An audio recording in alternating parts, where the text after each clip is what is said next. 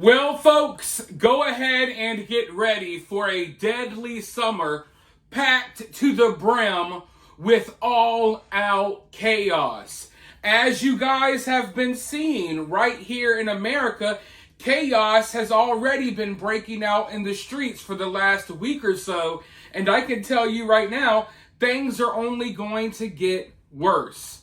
But of course, that's not the only problem we're dealing with right now. War with Iran literally broke out in the middle of the night last night. And of course, right now, the media is going to frame this like this is Israel versus Iran. No, this is Israel and the U.S. versus Iran. Our politicians can come out and they can try to distance themselves from these attacks on Iran if they want to. The U.S. definitely participated. They definitely gave the green light. They gave the go-ahead. The U.S. has our hands all over these attacks, and I was hoping for no new wars. This is not what I was promised, ladies and gentlemen, but here we are. War with Iran is here, folks, and it's not going anywhere anytime soon. This is what the warmongers in Washington, D.C., and what Israel has wanted for decades. It took them a long time to get it, but now we're here, and there's no turning back now. And if you think the U.S. is not involved at all, I can confirm for a 100% fact that U.S. forces were involved last night. U.S. forces were helping intercept missiles and drones that were coming from Iran. So our military is already involved. It's not will our military get involved? No, we're already actively involved, regardless of what they try to tell you or not. But of course, that's not our only worries. Because in places like here in America and places like the UK, we have been allowing violent extremists from countries like Iran and from all over the Middle East, from all over the world. We've been allowing these people to illegally pour into our countries. And now there are sleeper cells all over the place, all over the world. Iran has sleeper cells right here in America, right in your town, regardless if you know it or not, they're there. They're there. So now the warning has gone out to Americans to prepare for some sort of attack within the United States. Some sort of terror incident. The warnings are already out there. The false flag is coming, ladies and gentlemen. And they're not hiding it. They're already talking about it on the news. They're already talking about how, oh my God, if you're in a large crowd of people, something crazy could happen.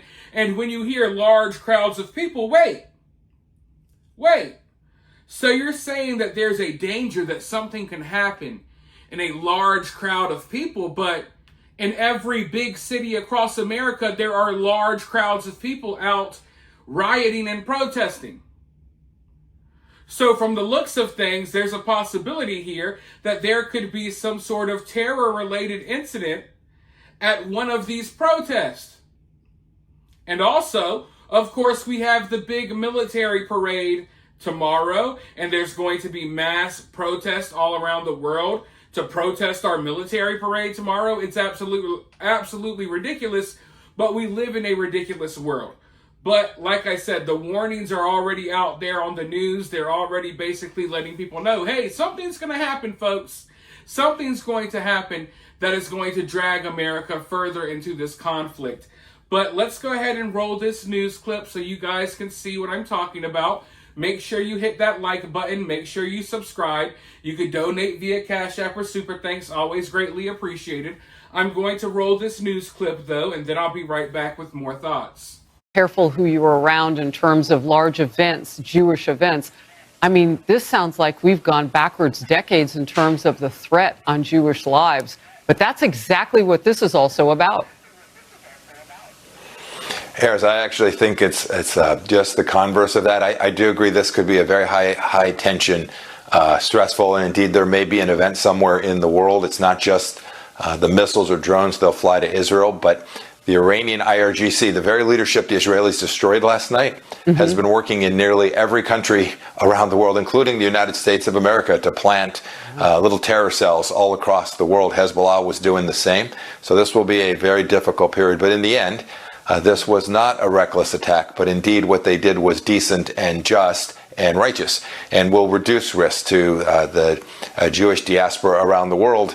And for Israel and for the United States of America, a really good set of outcomes are in the offing, so long as Israel is prepared to finish the task, and as long as the world unites to provide continued deterrence and defense to prevent Iran from conducting all kinds of attacks. I think of cyber threats that will probably be projected around the world too. Iranians have a great cyber program. So lots of vectors for them to respond. We all need to be alert and responsive and do everything we can to deter them from coming after any American anywhere in any field.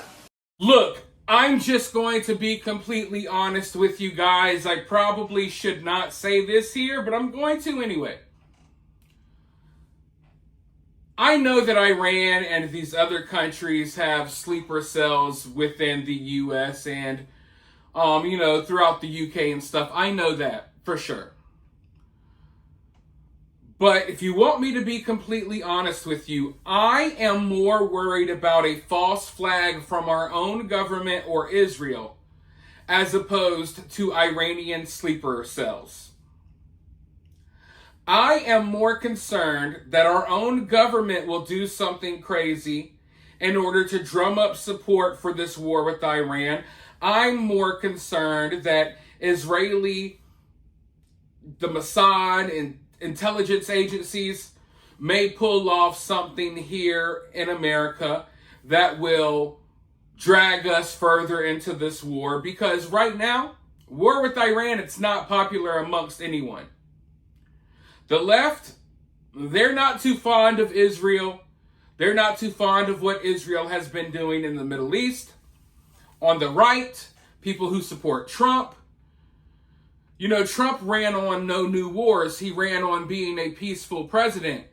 No, most of the people who voted for Trump, they don't want war in the Middle East. In fact, we were promised that stuff like this wouldn't happen. And now we're being dragged into this war. So on the right, amongst Trump supporters, this is not popular either. So for the first time in a while, we have the left and the right. We have both of the prominent political parties here in America, and the libertarians feel the same. No one wants war with Iran. Now, don't get me wrong. You'll have Republican and maybe some Democrats too, but mainly Republican politicians out here talking about how we stand with Israel. We're ready for this. Those are neocons and warmongers, okay? Those are people who have been foaming out the mouths, desperate for Iran or war with Iran for a long time. People like Lindsey Graham. But don't confuse what certain politicians say. Don't think that their voter bases feel the same. Because I can tell you, on the left and on the right, no one wants war with Iran. So they're going to be doing whatever they can. They're going to be pumping people with a boatload of propaganda.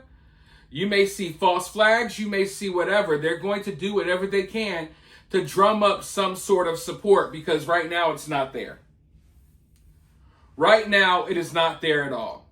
And I want to be clear. I'm not saying that Iran is not capable of doing something crazy with their sleeper cells. That's a worry too. All I'm saying that is, if something happens, I think it's more likely that it will be the U.S. or Israel behind it. Honestly, at this point, I don't trust anything. I don't trust anyone. And I'm tired of being dragged into endless conflicts. And it sucks right now knowing what's ahead of us. Because what's ahead of us, there's no peace. All out war, all out chaos for the foreseeable future. Not just in the Middle East, but here in our city streets as well. But for now, you guys, let me know what you think about this down in the comments below. While you're down there, hit that thumbs up, hit that subscribe, ring that notification bell, and I'll talk to you all very soon in the next video.